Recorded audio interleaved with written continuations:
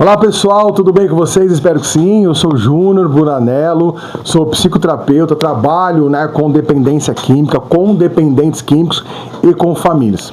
Este canal aqui de comunicação é exclusivamente direcionado para ajudar pessoas, para ajudar famílias, para ajudar dependentes químicos e alcoólatras que estão ali visando, buscando a sua recuperação. Então, pessoal, sintam-se todos abraçados, dentro desse processo tão doloroso, receba o meu acolhimento como profissional e também como uma pessoa que passou pela linha da escuridão, a falta de princípios, os defeitos de caráter, os sentimentos desregulados, emoções totalmente corrompidas. E aí, tive que passar pelo processo de internação e hoje, graças a Deus, um pouquinho da minha boa vontade, a minha família que nunca desistiu de mim, aqui estou. Então, pessoal, fique comigo até o final do vídeo. Geralmente os vídeos aqui nesse canal são de 15, 16 minutos, não passam disso, sempre com temas interessantíssimos que falam sobre recuperação, o processo de mudança, a dificuldade e a complexidade do universo, o que é a dependência química, o transtorno por uso de drogas. E hoje eu trouxe um tema extremamente interessante, dentro dessa questão da terapia racional emotiva, comportamental, agora é o TREC, não é mais TRE apenas, terapia racional emotiva comportamental, que ela descreve muito das emoções e sentimentos e como esse adicto, como essa pessoa que desenvolveu o transtorno por uso de drogas, ela se comporta, ou seja, dentro das suas respostas emocionais e os seus sentimentos, muitas das vezes mal elaborados, mal interpretados, de alguma forma isso tudo corrompe o comportamento final desse ser humano adoecido mentalmente, fisicamente e espiritualmente, que não consegue atribuir recursos de mudança. Então o tema desse vídeo de hoje, fica até o final, se inscreve no canal, compartilha o vídeo, manda para suas redes de apoio, pessoal do Amor Exigente que me acompanha, beijo no coração, pessoal da Estrela da Manhã, nossa clínica em Assis, que trabalha com atendimento direcionado à recuperação de vidas. Pessoal, então, vamos lá. O tema do vídeo de hoje, eu separei aqui, que eu sempre fico buscando temas interessantes, temas diversos, para a gente poder estar trabalhando com vocês. E o tema de hoje, dessa semana, hoje é dia 21, de janeiro de 2026, vamos lá, dependência química e os sentimentos de culpa. Vamos entender um pouco o que é a culpa dentro desse contexto todo. A culpa ela pode ser um sentimento que através desse comportamento adictivo, no qual há uma desregulação das suas emoções, a percepção dessa pessoa é totalmente desregulada, a parte cognitiva sofreu alteração, a regulação emocional ali no sistema límbico, circuito de recompensa foi totalmente alterada, a química desse cérebro foi alterada. Então você parte importante para você entender dentro desse contexto que essa pessoa ela sofreu alterações em todas as partes do seu organismo, do seu cérebro, alterações emocionais, alterações nas respostas químicas, a composição de ideias, o seu comportamento ficou diferente. Então é fato que alguns sentimentos eles atribuem uma certa dificuldade de interpretação e em alguns momentos são utilizados como ferramentas de facilitação para o uso de drogas. Vamos lá, eu vou ler para vocês entenderem aqui. O sentimento de culpa na dependência química é um ciclo vicioso, no qual o dependente químico sente culpa dos seus atos, ele se culpa todas as vezes que ele, ele consegue ter aquele momento de razão. Todos têm. O que acontece é que dentro dos efeitos, as sensações causadas pela droga ou pela falta dela, a pessoa ela não consegue equilibrar esse contexto, não equilibrar essas emoções e reage por impulsos, de forma desregulada, né? As respostas à abstinência, a falta da substância, causa toda essa instabilidade, no qual a pessoa não consegue se controlar, o controle de impulsos, controle inibitório, que é exercido pela função do córtex pré-frontal, cognição, né, que vai julgar, planejar, decidir, agir, ele sofre essa alteração. Então, por isso que ele age muito pelas suas emoções, pelos seus sentimentos. Então, ele não consegue fazer essa interpretação. Mas, naquele breve momento, aquelas breves lapsos de ter um pensamento racional, ele sente essa culpa. Ele fala, putz, cara, de novo eu fui lá e fiz errado, de novo eu menti, de novo eu enganei, falei que não ia usar o dinheiro que meu pai me emprestou para pagar uma conta para usar droga, mas de novo. E então essa culpa meio que, né, chega remoendo esse coração pelos atos que ele fez e usa a substância para aliviá-la. Muitas das vezes pelas frustrações da sua vida, né, ele está se esforçando, tentando ficar limpo, mas não consegue, espera as coisas de forma muito imediata e a recuperação não é, né, uma jornada, a recuperação não é um destino, é uma jornada. O que falta para muitos entenderem que aí eles buscam a recompensa imediata, rápido, né, não quer pagar pelo preço o sucesso que ele tanto quer, ele quer coisas rápidas. Então, aí quando gera uma frustração, o alívio de tudo isso é buscar nas drogas esse alívio. E aí vem a culpa depois, né, por mais uma vez ter buscado o caminho errado, sabendo que dos prejuízos, né? E aí também a família também sente-se culpada por não conseguir ajudar da forma que ela queria. Uma das coisas mais complexas desse processo é a família ali também, né? Que ela sente-se culpa, ela atrai para ela toda aquela frustração da vida do seu ente querido, né? Muitas mães, esposas, tios, pessoas que dão, né, diariamente convivem com essa pessoa adoecida, elas têm essa característica de trazer para ela esse fardo, culpando a si mesmo ou sentindo-se responsável pela frustração da vida do outro, ou seja, uma parte importante, um parênteses importante, até vi essa frase outro dia e eu tenho usado muito ela dentro das minhas reuniões.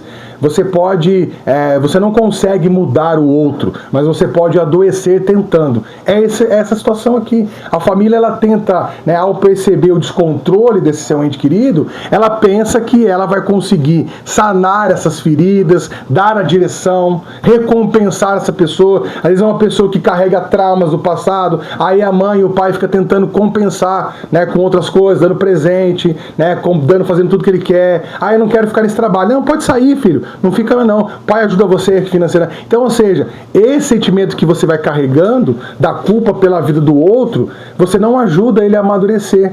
E muitas das vezes esse resultado final que não muda, que ele não sai do contexto de uso, é por conta daquela facilitação, né, daquele momento, daquela decisão que você ainda não conseguiu tomar em relação a ele. Tá? Então tudo tem que ter um limite nessa relação. Então a família acaba sendo manipulada, né, usando da facilitação para a pessoa não se tratar, né, exigindo limites claros. Desligamento emocional exige, né, para que você possa interromper esse ciclo vicioso, exigir limites claros.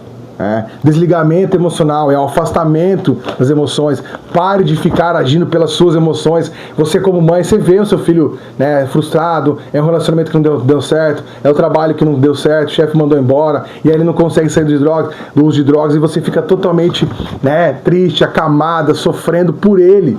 Mas é uma coisa que eu sei o quanto a família sofre, atendo famílias, mas é uma coisa que dura de ser dita, mas que precisa ser interpretada pelo processo de recuperação. Você não vai conseguir compensar o outro o tempo todo. Você não vai conseguir preencher vazios existenciais, vazios de relacionamentos, afetividades, né, por ele. Então ele vai precisar desenvolver-se emocionalmente, encontrando respostas emocionais, mudando os pensamentos destrutivos, negativos, de uma outra forma. Seguindo em frente, né? O que a culpa acaba, esse sentimento de culpa, como que ela acaba afetando o comportamento do dependente químico? 3 formas importantes que eu numerei aqui. Uma delas é os gatilhos para o uso. Ele sente essa culpa por usar, mas ele sente também a culpa, né, pelas pessoas em relação a ele. Como se fosse assim, ninguém me ajuda o suficiente. Então ele continua se culpando né, por cada vez que ele recai e ele não consegue evoluir, mas ele também usa dessa culpa para justificar os seus erros, dizendo que as pessoas não estão fazendo o suficiente para ele. É o vício da autossabotagem. Entra nesse ciclo. A manipulação, pessoal, né, entra também nesse contexto, no qual a pessoa usa da chantagem emocional, né, usa desse movimento, eu não consigo, eu não sei, e as pessoas ficam tentando, espera demais nas relações. Usa da sua condição para colocar as pessoas aonde ele quer, usando elas de objeto, né, das suas conquistas. Então, ele percebe que as pessoas, depende de quem, porque ele tem essa capacidade, ele percebe o ambiente ali adoecido e que as pessoas estão fragilizadas e vulneráveis a ele, que ele usa dessa chantagem emocional para manipular situações a seu favor, fazendo as pessoas de refém da situação. É complicado. E aí, por terceiro, né, em terceiro lugar, também enumerei aqui a falta de autoestima. Né? Eventos negativos, destrutivos, o acúmulo de fracasso faz com que ele use dessas falas que eu não consigo, eu não nasci para ser feliz, né? A minha vida é uma porcaria, né? Isso dificulta, ele vê ele como uma pessoa defeituosa, né? No qual a vida, culpa a Deus, né? As pessoas, ele não atribui, não consegue ter uma flexibilidade psicológica, emocional, baixa resistência à dor, então ele usa de todos esses sentimentos destrutivos para continuar exercendo a função de uso, como se esse sentimento de vergonha, de falha moral, né, dificuldade de conseguir ser resiliente, tudo isso atribui a ele esses pensamentos, mesmo sentindo toda essa culpa, carregando esse sentimento, ele não consegue se desenvolver. Por quê? Falta essa capacidade emocional, expandir a sua consciência emocional, construir uma consciência emocional. E a família, nesse contraponto aí, né, dessa balança tão complexa de encontrar um equilíbrio nessa relação adoecida, a família também acaba, né, por conta da sua codependência, né, tendo dificuldades de se posicionar nesse contexto, aonde elas agem, como eu falei no início, como facilitadoras. Por exemplo, como assim? A culpa leva os familiares a recompensar, né, aquilo que o dependente químico faz ou cede às suas vontades. Como eu falei, né, uma coisa é o transtorno que ele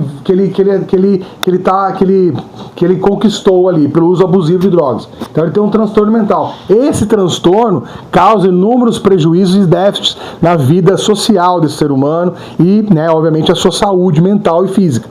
Logo, tudo que dá errado nas escolhas dele, a família sente que precisa compensar de alguma forma. E aí é onde a família entra nesse bloqueio, né, e não consegue avançar, né, vê tudo que ele está causando, as loucuras e insanidades que ele está fazendo, e aí fica tentando resolver os problemas. Ele faz dívida, a família vai lá e paga, né? Ele desiste do emprego, a família vai lá e banca ele.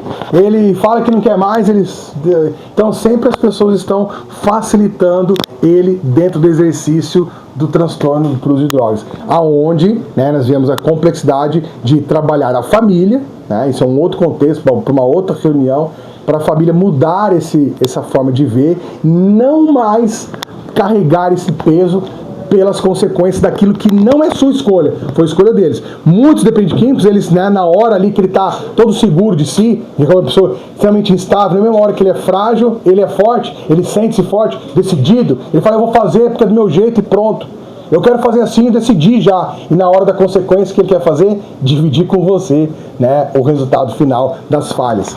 Por segundo ponto, a família fica paralisada, né, paralisia, sofre uma paralisia. O peso da culpa impede a tomada de atitudes eficazes, como estabelecer limites, como buscar uma internação, né, como, né, gerenciar uma sensação, gerando uma sensação de impotência. Você atribui tanta culpa, você fala assim, ai, tadinho do meu filho, ele não consegue, de novo a moça lá, namoradinha que ele tava, achei que ia dar tudo certo agora, ele tava indo na igreja com ela largou dele, agora vai, meu Deus do céu, e esse excesso de culpa paralisia você, onde você não consegue interná-lo, você não consegue estabelecer o limite dessa relação, você não consegue falar não, você fica preso a esse sentimento, se culpando pela vida do outro. E aí o processo em si é que você precisa dimensionar isso aí. Essa dinâmica de recuperação familiar é você entender que você não tem a responsabilidade por aquilo que ele não faz. Mesmo sendo a mãe, mesmo sendo o pai, pessoas próximas. Ele precisa aprender com as escolhas dele que as consequências também são dele. Que vocês estão ali como apoio. A família é apoio, a família não é, quem caminha por outro. O que as famílias querem fazer é como se ela fosse uma muleta e andando e vamos, e forçando, não vai forçar, não vai conseguir. Mas você ofereceu apoio, ofereceu amor, deu direção, pagou terapeuta, psiquiatra, não resolveu, estabeleça o limite e busque uma internação se caso e preciso for. Terceiro ponto importante e o último aqui, nesse contexto desse vídeo, vamos lá, a dívida emocional que a família carrega. Viu? Essa dívida emocional é aquelas pessoas que hoje, quando vê o filho adulto, lembra do filho quando era criança e fala assim, eu devia ter trabalhado menos, dado mais atenção, talvez se eu tivesse feito isso naquela época, ele não tinha se envolvido com as drogas, nossa, eu ia trabalhar e deixava ele com os meus pais, meu Deus do céu, eu faltei com ele, eu não fui naquele dia que teve a festinha na escola, enfim. Aí é aquele filho que foi adotado, que você fala, acontece, ele é assim porque ele foi adotado, ele é revoltado, ele tem uma rebeldia, sofreu bullying na escola. Então você vive por uma dívida emocional tentando suprir vazios existenciais. E aí vem a parte do terapeuta aqui, para vocês. Esses vazios existenciais, aquilo que ninguém mal consegue suprir, a pessoa precisa passar pelo processo do autoconhecimento. Elaborar e regular as suas emoções, processo de recuperação e regulação emocional, psicoterapia, psicoeducação. Pare de acreditar em tudo que você pensa que aquilo ali é uma verdade absoluta. Então a sensação de dever algo faz ao dependente, por erros passados ou ausências, gerando esse ciclo de tentativas em acertar contas, em conseguir suprir carências. Então entenda que esse processo do passado precisa ser trabalhado de uma forma elaborada com um profissional, dentro de um plano terapêutico bem desenvolvido, para que essa regulação, para os gatilhos negativos, para as dores que essa pessoa sofre, ele mesmo consiga encontrar as respostas. Família, não carregue mais esse fardo, esse peso, essa culpa. Esse sentimento, você faz assim, não é meu. Eu estou estou oferecendo aquilo que eu posso. Mais uma vez, muito obrigado. Deus abençoe a todos vocês. Uma ótima noite e até semana que vem.